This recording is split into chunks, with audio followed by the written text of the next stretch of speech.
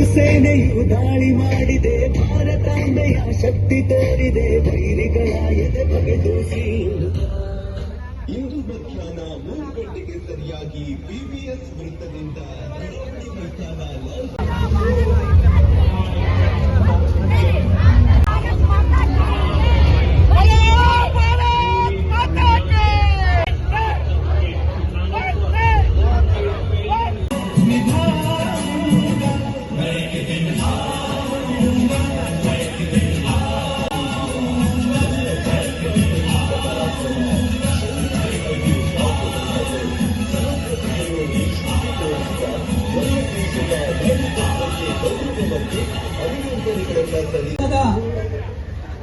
ಅಂಗಣವನ್ನು ತಲುಪಿದೆ. ಬಂದಂತ ಎಲ್ಲ ದೇಶಭಕ್ತರಲ್ಲಿ ನೆಲೆಗಳಿಗೆ ಭಾರತ್ ಮಾತಾಕ್ಕೆ ಇದೆ ಎನ್ನುವುದನ್ನ ತೋರಿಸುವಂತಹ ಸಬಲರಲ್ಲ ನಾವು. ನೀವೇನಾದ್ರೂ ನಮಗೆ ನಾವು ಸಬಲರೇ ಎಂದು ಪಾಲ್ಗಾಮ್ ದಾಳಿಯ ಪ್ರತ್ಯುತ್ತರ ತುಂಬಾ ವಿವರವಾಗಿ ಮಾತನಾಡಲು ಇಚ್ಛಿಸುವುದಿಲ್ಲ, ಏಕೆಂದ್ರೆ ಆಲ್ರೆಡಿ ಈಗ ಮಳೆ ಬರ್ತಾ ಇದೆ. ನಾನಿಷ್ಟು ಹೇಳಬಲ್ಲೆ, ಭಾರತದಲ್ಲಿ ಈ ಮುಂಚೆ ಎಂದು ಕಂಡರಿಯದ ಒಂದು ಆಪರೇಷನ್ ಸಿಂಧೂರ್ ಎಂಬ ಕಾರ್ಯಾಚರಣೆ ಭಾರತ್ ಮಾತಾಗೆ ಈವರೆಗೆ ಸಕ್ಸೆಸ್ ಅಂತ ಹೇಳುವ ಒಂದು ಪಾರ್ಟ್ ಅಂದ್ರೆ, ಈಗ ಯುದ್ಧ ಅಂದ್ರೆ ಗಡಿಯಲ್ಲಿ ಒಂದು ಬಂದೂಕು ಹಿಡ್ಕೊಂಡು ನಿಲ್ಲುವುದಲ್ಲ. ಈಗ ಎಲ್ಲ ಟ್ಯಾಕ್ಟಿಕಲ್ ವಾರ್ ಅಂದ್ರೆ ಇಲೆಕ್ಟ್ರಾನಿಕ್ಸ್ ಮತ್ತೆ ಐಡಿಯಾಲಜಿಗಳನ್ನು ಚೇಂಜ್ ಮಾಡಿ ಅದರಿಂದ ನಮ್ಮ ಶತ್ರುವನ್ನು ಬಗ್ಗಿಸುವಂತಹ ಒಂದು ಕಾರ್ಯಕ್ರಮ ಆಪರೇಷನ್ ಸಿಂಧೂರ್.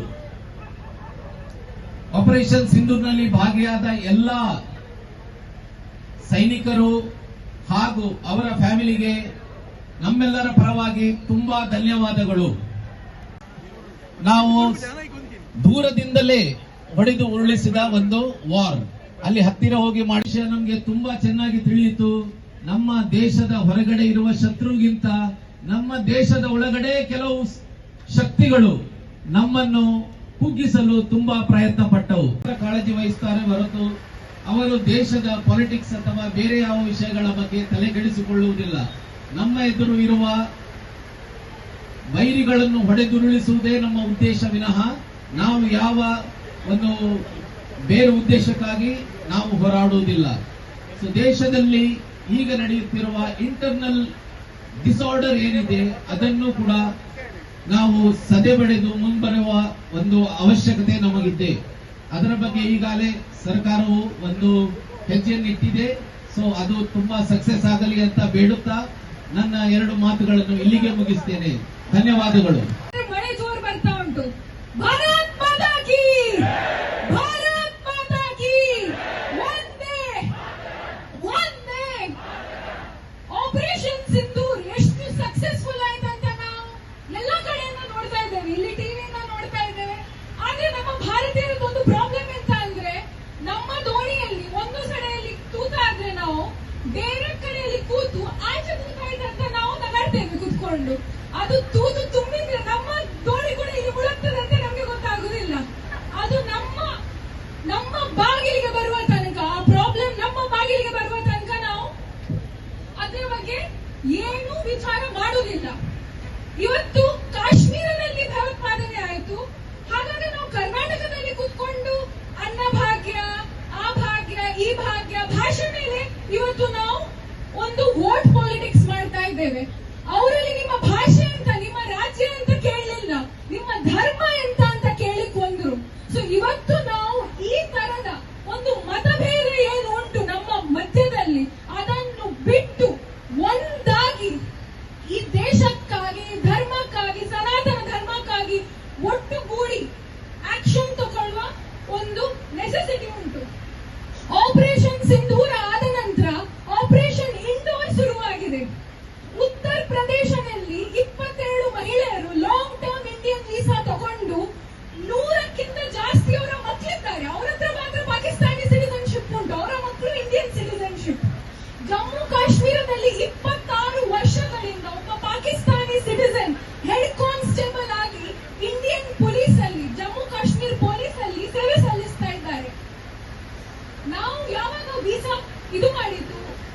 ಪಾಕಿಸ್ತಾನಿ ಸಿಟಿಸನ್ಸ್ಗೆ ವೀಸಾ ಕೈದ್ ಮಾಡಿತ್ತು.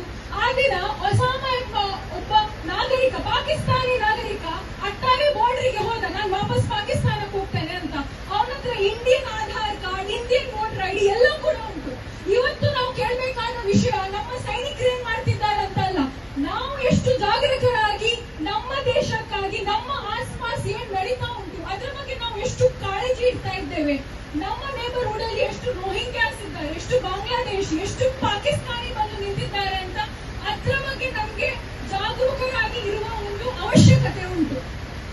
ಸೊ ಇವತ್ತು ನಾವು ನಮ್ಮ ಸೈನ್ಯಕ್ಕೆ ಕಂಗ್ರ್ಯಾಚುಲೇಷನ್ಸ್ ಹೇಳುವ ಜೊತೆಗೆ ನಾವು ಒಂದು ಪ್ರಣಯ ತಗೊಳ್ಬೇಕು, that we will be responsible citizens, that we will be citizens who are worthy of the protection that we are getting. Bharat ಇವತ್ತು ಅಮನ್ ಕಿ ಆಶಾಯಿಂದ ಬ್ರಹ್ಮೋಸ್ ಕಿ ಭಾಷಾನ ಕಡೆಗೆ ಹೋಗಿದೆ. ಅವ್ರು ಏನ್ ಮಾಡಿದ್ರು ನಮ್ಮಲ್ಲಿ ಅಷ್ಟು ಒಳ್ಳೆ missiles made in India, tested in Pakistan ಉಂಟು ನಮ್ಮ ಹತ್ರ. ಆದ್ರೆ ಈ ದೇಶದ ಒಳಗೆ ಏನಾಗ್ತಾ ಉಂಟು ಅದ್ರ ಬಗ್ಗೆ ನಾವು ಜಾಗೃತರಾಗಲಿಕ್ಕೆ ಇವತ್ತು ಅವಶ್ಯಕತೆ ಉಂಟು. ನಮ್ಮ ಆಸ್ಪಾಸ್ ಏನಾಗ್ತಾ ಉಂಟು, ನಮ್ಮ ಮಕ್ಕಳು ಏನ್ ಕಂಟೆಂಟ್ ಕನ್ಸ್ಯೂಮ್ ಮಾಡ್ತಾ ಇದ್ದಾರೆ, ನಮ್ಮ ನೇಬರ್ಹುಡ್ ಅಲ್ಲಿ ಯಾರಿದ್ದಾರೆ, ನಮ್ಮ ಕಂಪನಿಯಲ್ಲಿ ಯಾರು ಕೆಲಸ ಮಾಡ್ತಿದ್ದಾರೆ, ಅವರ ಆಧಾರ್ ಇರ್ಬೋದು, ಅವರ ಹಿಂದೆ ಮುಂದೆ ಇರ್ಬೋದು, ಅದನ್ನು ನಾವು ವೆರಿಫೈ ಮಾಡಬೇಕು. CAA NRC ಬಂದಾಗ ಇದೇ ಮಂಗಳೂರಲ್ಲಿ ಅದರ ಅಗೇನ್ಸ್ಟ್ ರೈಟ್ಸ್ ಆಗಿದೆ. ಆ ದಿನ ನಾವು CAA NRC ತಂದಿದ್ದರೆ ಇವತ್ತು ಈ ದೇಶದ ಒಳಗೆ ಪಾಕಿಸ್ತಾನಿಗಳು ಇರ್ತಿರ್ಲಿಲ್ಲ. ಆದ್ರೆ ಇವತ್ತಿನ ಡೇಟ್ ಅಲ್ಲಿ ಆ ಪಹಲ್ಗಾಮ್ ಅಟ್ಯಾಕ್ ಆಗ್ಬೇಕಾದ್ರೆ ನಮ್ಮ ದೇಶದ ಒಳಗೆ ಅವರನ್ನು ಹೆಲ್ಪ್ ಮಾಡುವವರು ಇದ್ದಾರೆ. ಯಾಕಂದ್ರೆ CAA NRC ಬಂದಾಗ ನಾವು ಅದರ ಒಟ್ಟಿಗೆ ನಿಲ್ಲಿಲ್ಲ, ಅದರ ಅಗೇನ್ಸ್ಟ್ ಮಾಡಿದ ರೈಟರ್ಸ್ ಇದ್ರು.